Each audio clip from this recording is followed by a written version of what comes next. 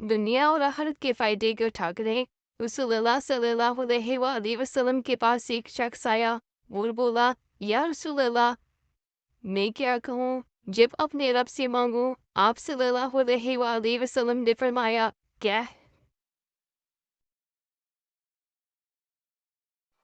اللہم اغفر لی وارحمنی وعافینی وارزقنی۔